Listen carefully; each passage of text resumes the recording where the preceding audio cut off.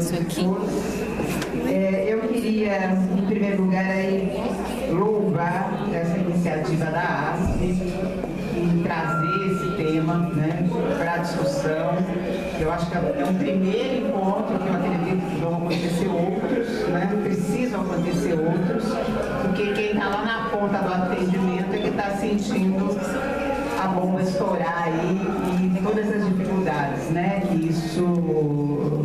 que advém disso, né? Então, parabenizar a ASP, a diretoria e a todos que estão aqui, né, aos conselhos, das profissões que estão aqui, a todas as colegas e colegas que aqui vieram para a gente dialogar a respeito dessa questão. Queria também dizer da minha admiração pela professora Leila Torraca, que eu conheço há muito tempo, com quem eu tenho muitas afinidades e assino embaixo tudo que ela falou. A gente poderia ter preparado conjuntamente, né? E assinaríamos psicólogos e assistentes sociais conjuntamente. Parabéns, Leila, pela sua fala. Estou plenamente de acordo. Só esclarecendo mais uma vez, eu não vim na mesa porque deve ter tido algum curto-circuito aí na comunicação e eu realmente fui pega de surpresa aqui que eu poderia estar na mesa. Eu não me senti preparada para estar vindo na mesa para estar falando de um assunto tão complexo como esse, tá? Mas eu vou fazer apenas algumas pontuações, algumas que eu levei. Nós tivemos o Congresso Brasileiro de Assistentes Sociais, né, recentemente, e eu fiz uma fala lá na mesa do Serviço Social do Sócio Jurídico, que discutiu as requisições conservadoras e as práticas de resistência nessa área de trabalho.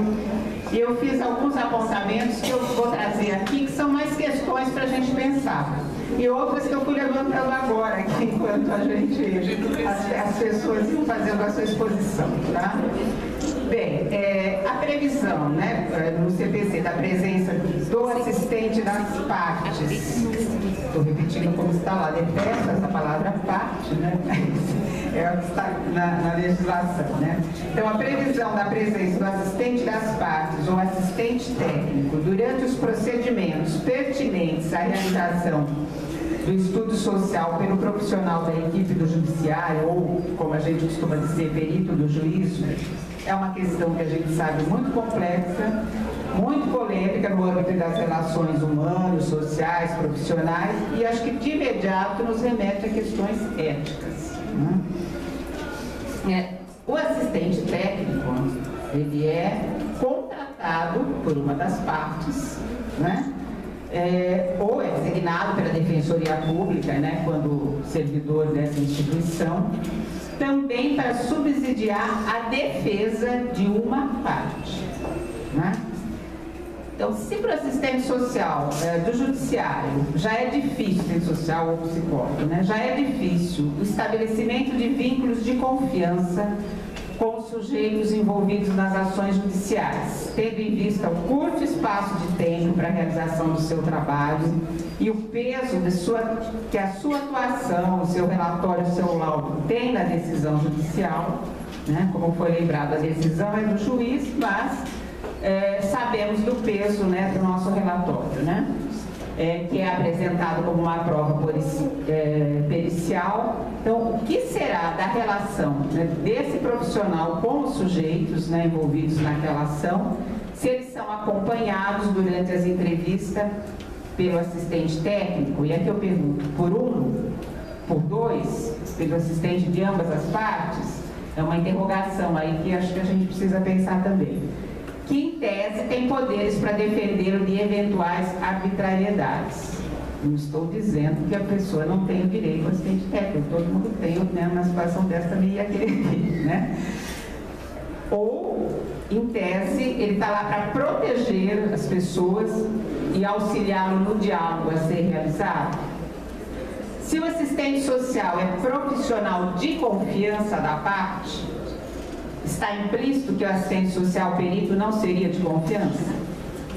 São mais questões para a gente polemizar um pouco mais tudo isso, né?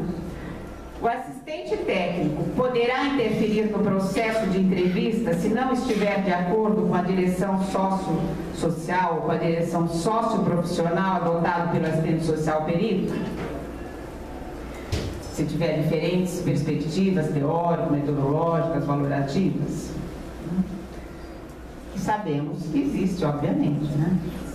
Manter o assistente técnico acompanhando a entrevista com uma criança, um idoso, um adulto, geralmente envolvidos em situações complexas, não seria assumir que o serviço social está em sintonia com a posição adversarial presente geralmente nas ações judiciais, do ponto de vista da prática jurídica? Essa postura estaria em sintonia com o nosso projeto ético-político, projeto ético-político do serviço social? E aqui a doutora Sônia já respondeu, né? O disposto no CPC prevalece em relação ao Código de Ética Profissional? Uma coisa é a atuação interdisciplinar, conjunta, em atividades de execução de serviços vinculados a direitos sociais. Outra é esse tipo de assistência técnica nas ações judiciais. Uma coisa é o assistente técnico da área da engenharia, por exemplo, acompanhar o trabalho do engenheiro perito judicial. Outra é o assistente técnico acompanhar o perito em ações que envolvem relações humanos-sociais.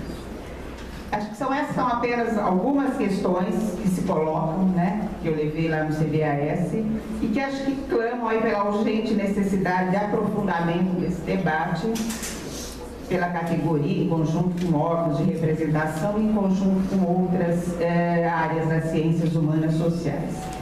E mais algumas pontuações que eu fui levantando aqui hoje, né? A questão, eu acho que não é a relação entre os profissionais, o perito do judiciário e o assistente técnico. Eu, se atuando como perito, eu entenderia perfeitamente que é importante estabelecer relações de diálogo, de troca com o assistente técnico, né? De todas as partes envolvidas. Mas eu acho que não é isso que está em questão. Se o assistente técnico comungar dos mesmos valores éticos nesse diálogo, certamente, ou muito possivelmente, ele vai concluir porque não é adequado estar presente fisicamente, do ponto de vista da proteção de direitos dos sujeitos envolvidos. Ou ambos poderão até concluir que em algum momento poderão estar juntos, dependendo de cada situação, né? Mas eu acho que isso tudo demanda tempo, que está muito longe da diretriz fundada aí na produtividade que vem, né, acompanhando todas as requisições, direções, legislações, né, postas aí pela área jurídica. Geralmente, as pessoas que a gente atende nas áreas de família estão em situação de vulnerabilidade social e emocional, no seu sentido amplo, né? Com a presença de maneira clara ou simbolicamente, de violências das mais diversas, né? Que vão afetar essas pessoas das mais diferentes maneiras. Inclusive a violência institucional, a gente não pode esquecer disso, né? Uma violência institucional que está lá. Eu, naquele momento, enquanto perito do juiz, eu represento o Estado que tem o poder de intervir na vida privada das pessoas, né? E é assim que eu vou ser vista, né? Então, estabelecer essa relação de confiança é muito difícil, por conta desse peso, né, institucional que tem na ação que eu realizo aí.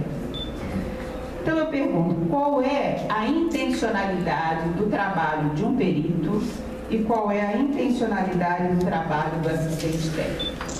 A gente precisa parar para pensar mais nisso, né?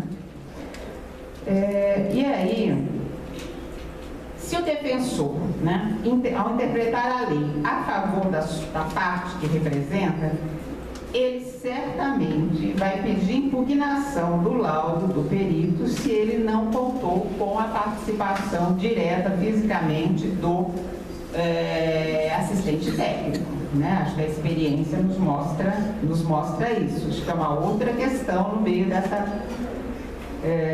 bomba toda que foi colocada aí, né? Então eu acho que é mais do que urgente, né, e acho que aqui está uma iniciativa que demonstra isso, a gente realizar encontros e realizar oficinas com profissionais que atuam em processos lá diretamente nas varas de família, mais assessores que vêm estudando, discutindo as questões éticas e jurídicas, a partir da experiência cotidiana e do concreto vivido, para novas análises, novas sínteses para nos respaldar, né, sobre que caminho a seguir. E aí eu só queria lembrar que a resolução do CEFES, que foi suspensa, ela não trata da mesma matéria que a do CFP, né? Então, o CEFES não emitiu resolução tratando da mesma matéria, né? Então, só um lembrete aqui, aproveitando a Silvia Terra e a Tânia, né? Que é uma outra questão aí que poderá vir a ser legislada. São só algumas considerações para ajudar a gente a pensar, tá? Obrigada e desculpa por alguma coisa.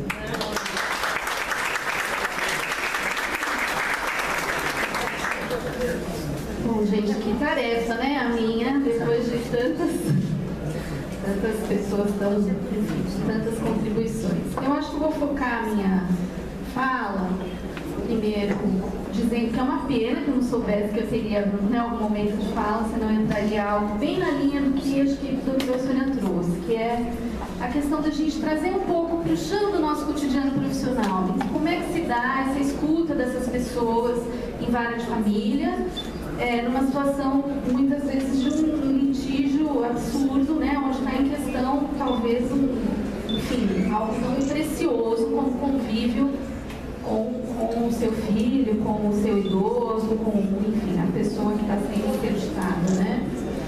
E em um dado momento no nosso... Então, assim, de que lugar eu falo? Acho que é importante trazer isso. Como assistente social trabalhando no judiciário há 20 e poucos anos e em vara de família há 10 anos. E aí, eu devo dizer assim para vocês que esses 10 anos demorou muito tempo para constituir e consolidar uma experiência mesmo, né? Porque a experiência tem que ser naquela perspectiva de cotidiano, alienação e reflexão. Você vai, né, naquela coisa da instituição, do fazer, da questão do processo, da questão adversarial. E a primeira coisa que eu trago, acho que é importante a gente colocar isso em debate, como assistente social e como psicólogo, o que nos diferencia com relação a essa temática do assistente técnico?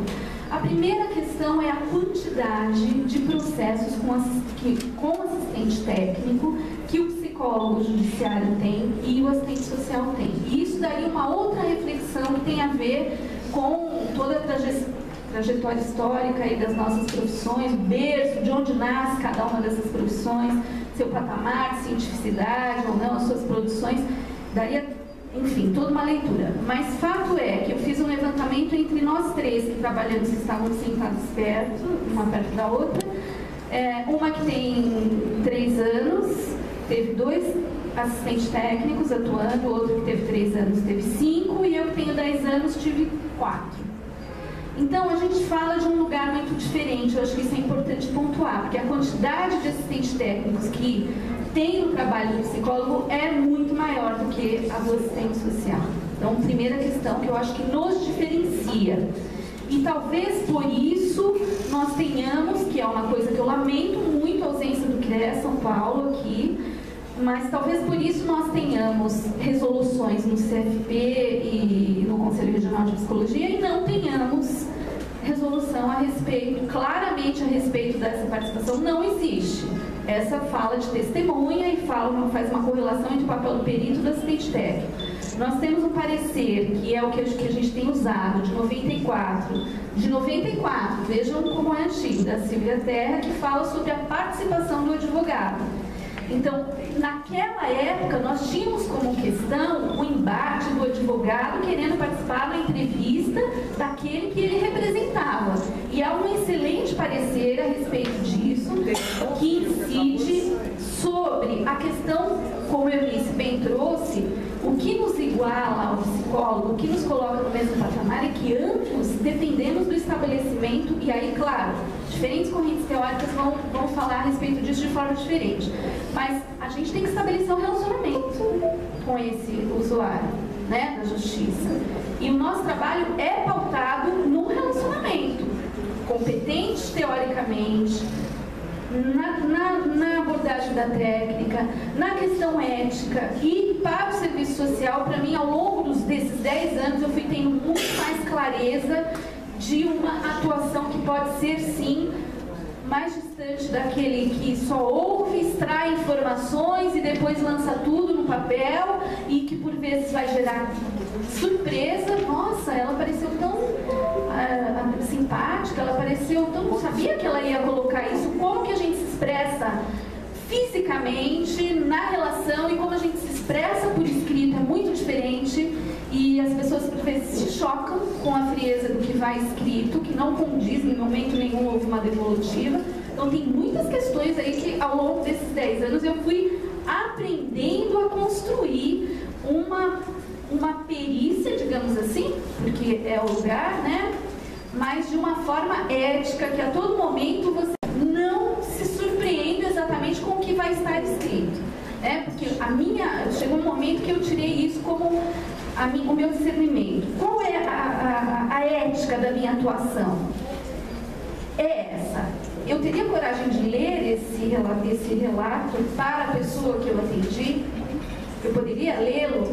Se eu não puder, eu tenho que rever, porque eu sei que eu não fui ética em algum momento.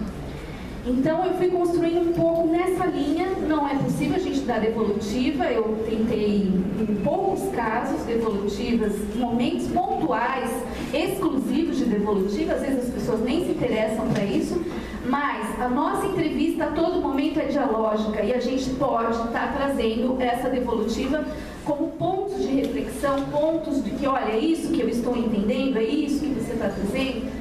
E eu queria dizer para vocês assim, uma coisa importante. Eu prezo muito, então, pela lógica não adversarial. Se em dado momento do GTFAM, que a gente tem um GTFAM, que é um grupo de trabalho discutindo as questões de vara de família, este ano aqui no TJ de São Paulo, então eu tenho participado dele e tenho coordenado, que também eu estou muito inquieta com a particularidade, a especificidade do serviço social em vara de família. Isso está me inquietando muito, a ponto de que eu lancei um projeto de um grupo que, enfim, foi aceito do serviço social. Os nossos grupos, em geral, eles são de serviço social e psicologia. Então, só tem 2 que são nossos separados. Um é um grupo de estudos de estudo social e o outro que é esse que eu lancei, serviço social nas varas de família. Coloquei particularidades e identidade profissional, porque eu acho que eu tenho muitas inquietações ao longo desses 10 anos. E, então é algo que a gente quer, enfim, começar a construir, porque não tem nada escrito sobre isso, né? Eu mesmo fiz meu mestrado, meu doutorado, Eunice Fávero também, aonde? Vara de infância, temáticas da vara da infância, onde é muito claro a gente transitar nas expressões da questão social, né? E nas varas de família, eu confesso que eu tenho muitas inquietações, né? E então, eu acho que essa é uma questão que está sendo debatida no GTFAM. Eu até me coloquei num momento que eu acho que foi um momento que apareceu muito forte, como se fosse uma linha adversarial com assistente técnico. Não tem essa linha, até porque esses 4 casos que eu atendi, a gente trabalhou assim, e aí, como a gente vai fazer? Gente, é tudo muito novo, não há clareza de qual é o papel do assistente técnico e do perito nessa relação, não há essa clareza, não está dado. Se a gente está falando que não é de fiscalizar, muitos assistentes técnicos têm trabalhado na linha, sim, da fiscalização do trabalho, do acompanhamento, para ver, bom, até eu entendo que tem essa vertente posta, a partir do momento que ele nos acompanha. Isso precisa muito debate e muita construção a respeito do papel de cada um. E nós, do Serviço Social, temos pouca experiência nisso, porque a quantidade de assistente técnico é pequena, né? Então, acho que esse é um ponto. E o outro ponto, que é um ponto que está claro na minha defesa, eu acompanhei, então, por conta desse GTFAM, o CRP, eu ouvi, fiz todo um resumo do debate que teve no CRP, que acho que foi muito interessante, principalmente a fala da defensora, que ela começa dizendo, olha, a hierarquia da lei é clara, é um novo Código de Processo Civil, ele hierarquicamente é superior a qualquer regulamentação profissional. E acho que isso não tem como mudar. E no final ela termina a fala dela dizendo, vocês devem se unir ao legislativo. uma leitura particularizada da profissão de vocês dentro do judiciário, o caminho é via legislativo, de alguma maneira inserir isso, né? Então teve várias, o evento CRP foi muito interessante, está lá no site deles, eu acho que nós assistentes sociais, como não temos isso, há 3 minutos para você concluir. Fica para esse convite aí para a gente poder assimilar o que nos serve. E uma questão é essa, né? E o que eu coloco como muito importante é, quando você está atendendo um pai e uma mãe numa situação de alto litígio, como a Eunice falou, é muito difícil a pessoa chegar, primeiro que ela já tem uma desconfiança do seu papel dentro do judiciário, ela sabe sim que esse saber tem um poder, e ela tem uma preocupação com aquilo que você vai trazer de um para o outro. Ah, mas você também vai ouvi-lo? Você vai ouvi-la? E você vai falar, muitas vezes isso se pergunta, as crianças, gente, estão altamente expostas a um sofrimento, porque muitas vezes é demandado que elas escolham entre pai e mãe. Então essa escuta, ela é muito, como uma das colegas usou, é uma escuta delicada, e a construção da confiança ela é muito delicada. Eu vou ouvir um lado e vou ouvir outro lado, mas saiba que a nossa linha como profissional não é expor ninguém nem acirrar conflitos, pelo contrário. Então a primeira coisa que eu coloco na minha defesa profissional, se tiver um assistente técnico de uma das partes, eu tenho no meu código de ética argumentos suficientes para dizer, olha, assistente técnico, você, ainda que o juiz coloque isso, o juiz, inclusive, pode determinar, vá, que se escute, que participe. Se uma só das partes tem assistente técnico, o que eu devo fazer, gente, como assistente social? Ou as duas, mas pensa só em uma. Usuário, ou requerente, ou requerida, você concorda com a participação? O que significa um assistente técnico? Significa o meu papel? O que significa o papel do assistente técnico? Você concorda com a participação dele? Não, eu não concordo. Ok, então nós vamos registrar isso, porque se ele não concorda, eu não vou fazer o meu trabalho com a discordância dele. Eu não vou servir como um veículo de violação de direitos, daquilo que está no nosso código desde 93, que é a democratização das informações, a participação do usuário, a correlação de forças. Não é isso, gente. Então, se ele não sabe, ele tem que saber primeiro meu papel. Se tem um assistente técnico, ele tem que saber qual é esse papel. Se só tem para um dos lados, desculpa, isso não é procedimento, não é processo. Eu não estou defendendo o contraditório.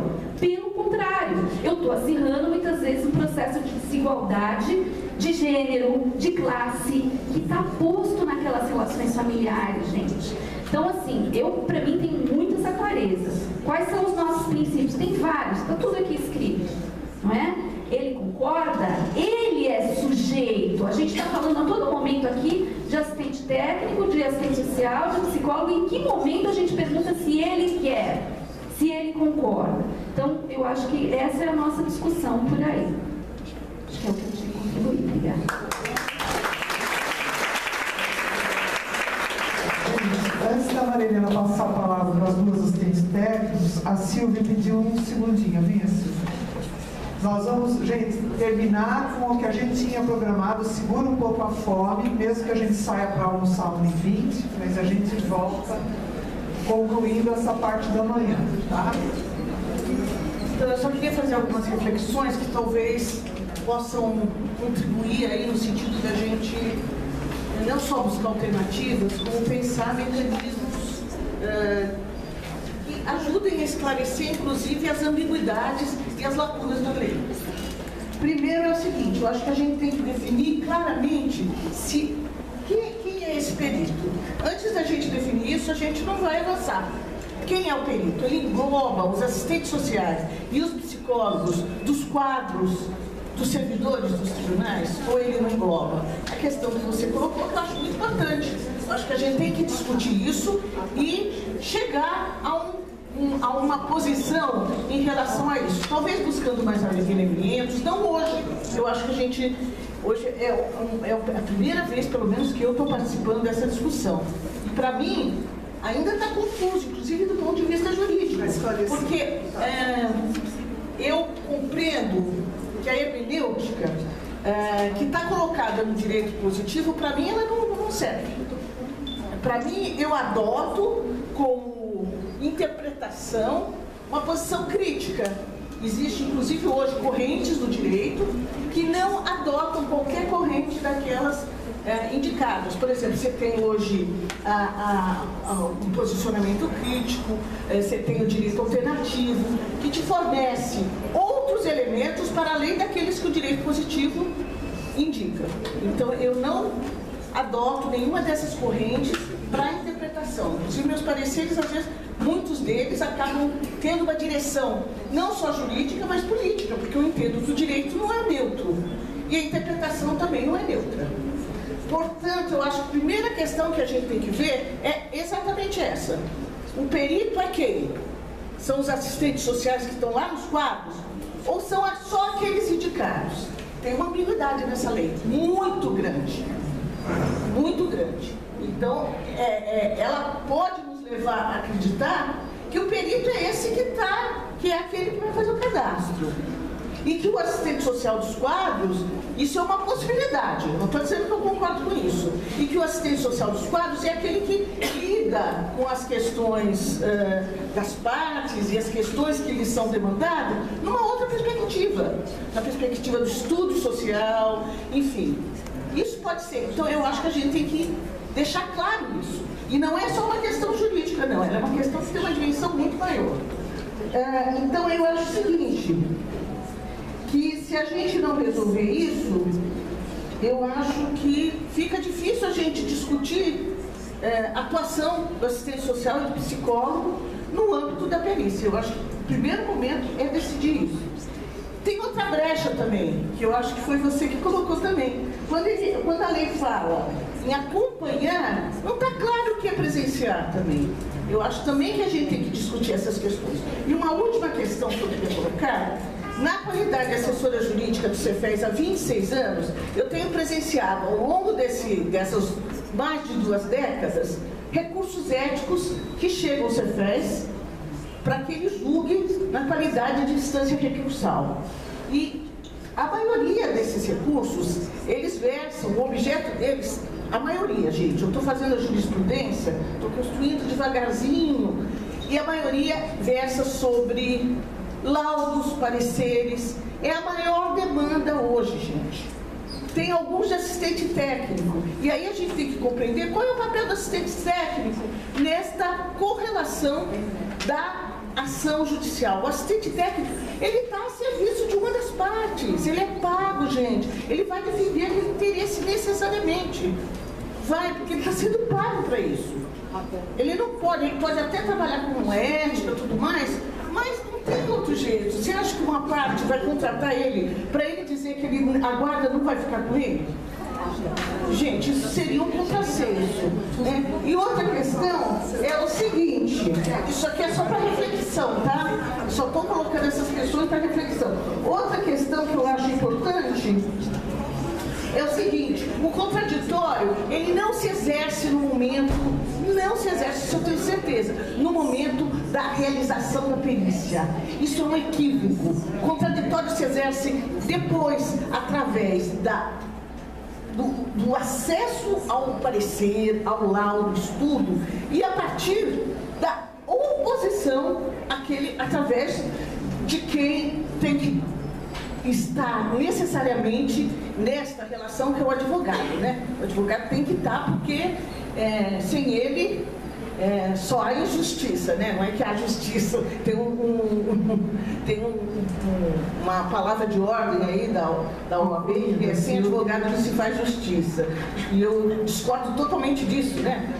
A justiça ela por si, nesse contexto, nessas relações, nessa sociabilidade, a justiça é absolutamente injusta. Então também eu acho que esse argumento do contraditório, ele é um argumento equivocado. O contraditório não se realiza nesse momento, porque isso, senão, abriria a brecha para outros profissionais, por exemplo, para o advogado. Se você vai, se tem esse momento, é o momento de você exercitar o contraditório, então o advogado também pode ficar, gente, porque ele é o defensor da parte. Então pensem bem nisso, não é esse momento que você exerce, que você garante um direito da Constituição, que é o direito ao contraditório. Gente, nós duas que estamos coordenando a nossa mesa não está fácil, porque suscitou muitas questões. Nós temos que terminar esse bloco, ouvir as duas assistentes técnicos e almoçar e vir para os debates. Só que a Ana Bertelli e o Dr. Tiago, nesse ponto, pediram intervenção que não pode passar por causa dessa definição de perito, tá? Então, nós vamos abrir para eles para ficar claro para nós o entendimento de perito, tá bom? Primeiro, Ana, ladies first. Ladies first. Gente, eu só queria dizer para vocês como que a gente está discutindo essa questão lá em Minas. Lá a gente está entendendo a questão do perito como aquele contratado. Nós temos uma resolução lá, que é a resolução 84 de 2015, que rege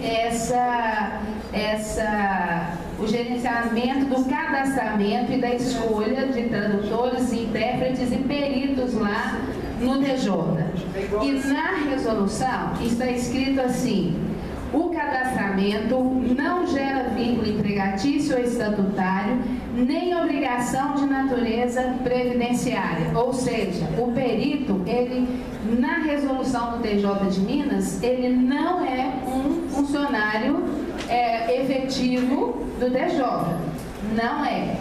E a partir dessa, eu não sei se é a partir, mas posteriormente o próprio CNJ